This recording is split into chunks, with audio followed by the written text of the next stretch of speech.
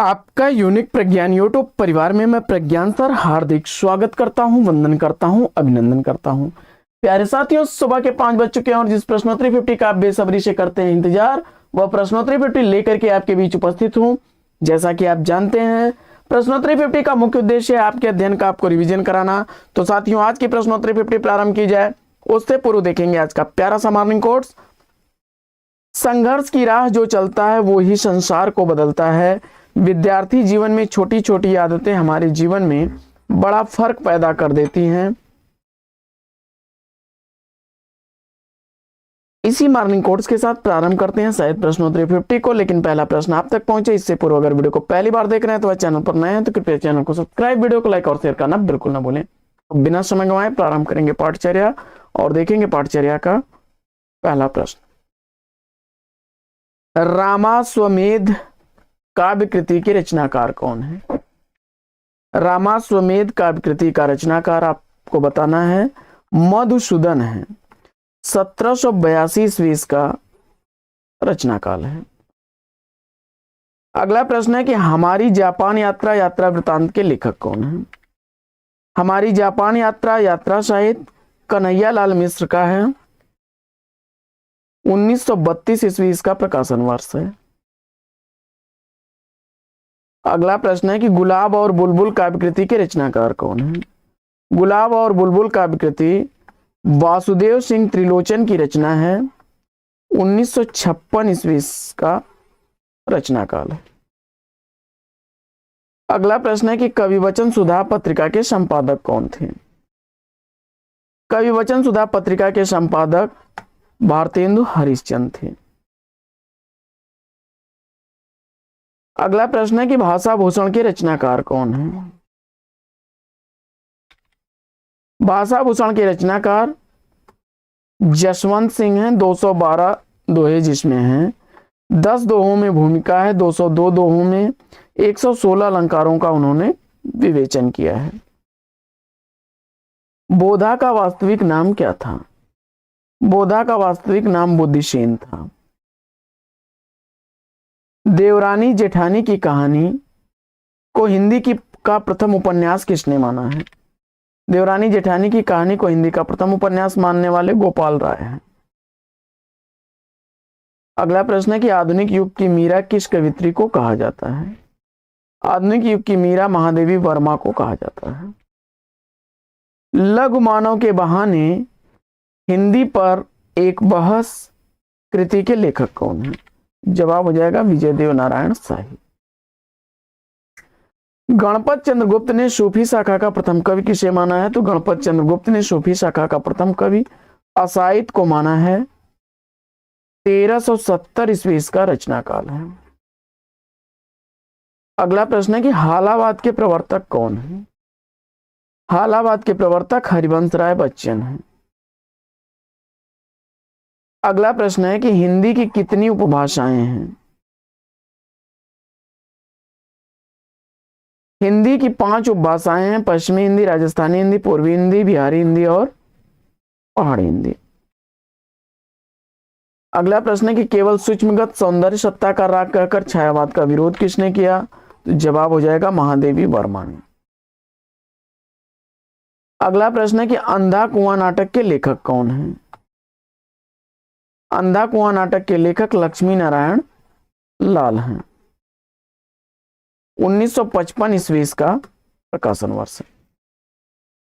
अगला प्रश्न है कि निज भाषा बोलहु लिखहु पढ़हु गुनहु सब लोग करहु सकल विषयन विषय निज भाषा उपयोग। इन पंक्तियों के रचनाकार कौन है? जवाब हो जाएगा श्रीधर पाठक। अगला प्रश्न है कि कौमुदी महोत्सव नाटक के नाटककार कौन है?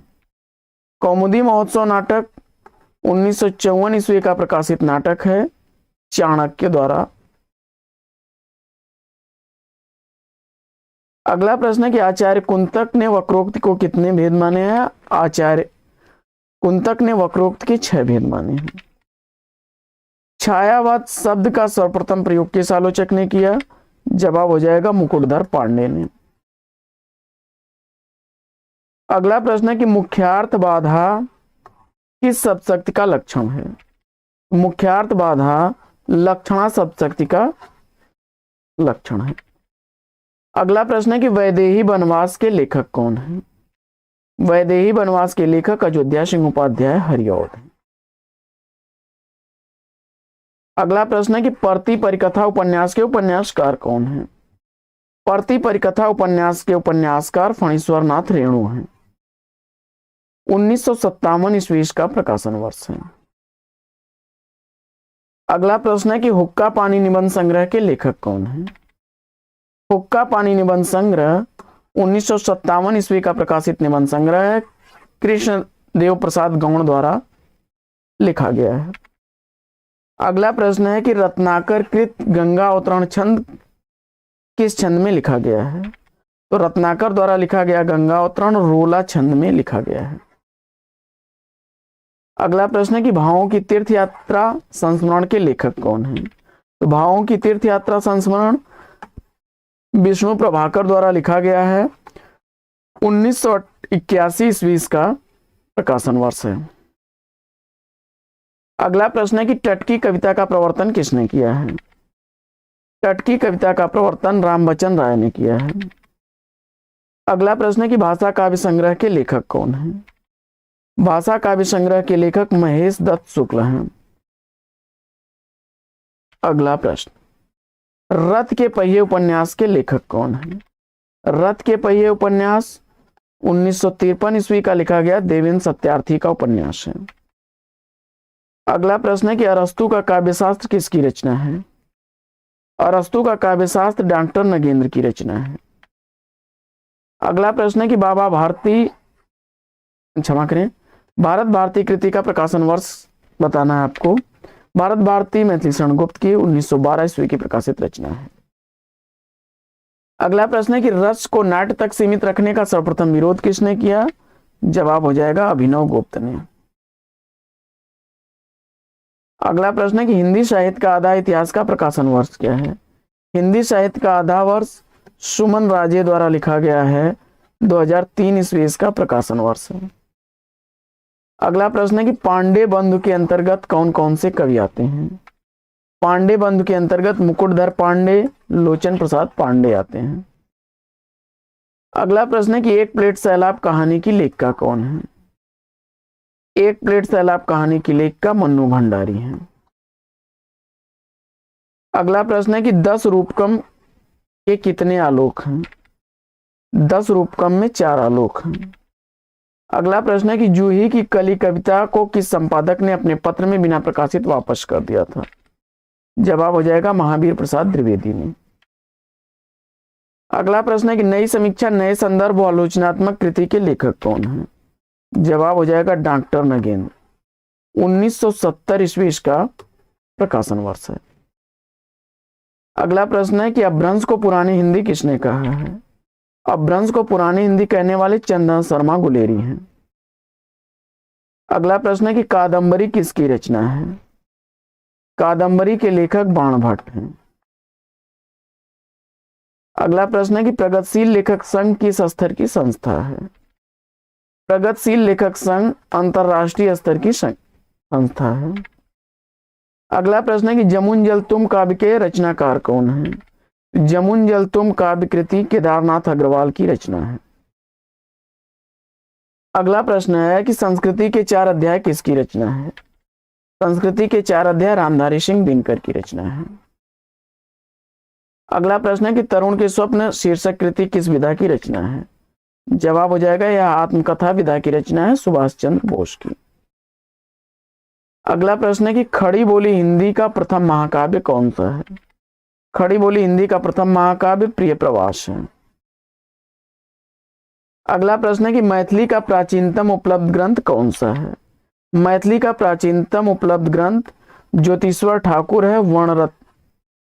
ज्योतिश्वर ठाकुर द्वारा लिखा गया वर्ण रत्नाकर है। अगला प्रश्न है कि विद्यापति के गुरु का नाम क्या था? तो विद्यापति के गुरु का नाम पंडित हरि मिश्र था। अगला प्रश्न है कि जीप पर सवार इल्लियां किसकी हास्य व्यंग रचना है? जीप पर सवार इल्लियां शरद जोशी की हास्य व्यंग रचना है। अगला प्रश्न है कि किस महाकाव्य को विद्वानों के लिए औषधि माना गया है? जवाब हो जाएगा नैषधि चरितम को। अगला प्रश्न है कि जयशंकर प्रसाद की कामायनी की भाषा क्या है? जयशंकर प्रसाद द्वारा लिखी गई कामायनी की भाषा है खड़ी बोली। अगला प्रश्न है कि आदिकाल को बीजवपन काल नाम किसने दिया? तो आदिकाल को बीजवपन काल नाम देने वाले आचार्य महावीर प्रसाद द्विवेदी हैं। अगला प्रश्न है कि हंस जवाहिर के रचयिता कौन है? हंस जवाहिर के रचनाकार कासिम शाह हैं। तो साथियों, आज की यह पाठचर्या आपको कैसी लगी कमेंट्स करके जरूर बताइएगा। तो आज की इस पाठचर्या में लेते हैं यहीं पर विराम। फिर मिलेंगे आपसे अगले वीडियो में एक नए प्रश्न, एक नया टॉपिक, एक नए अंदाज में। तब तक के लिए लेंगे आपसे विदा। आपका जीवन मंगलमय हो। बेस्ट विशेष बेस्ट ऑफ लक। जय हिंद साथियों।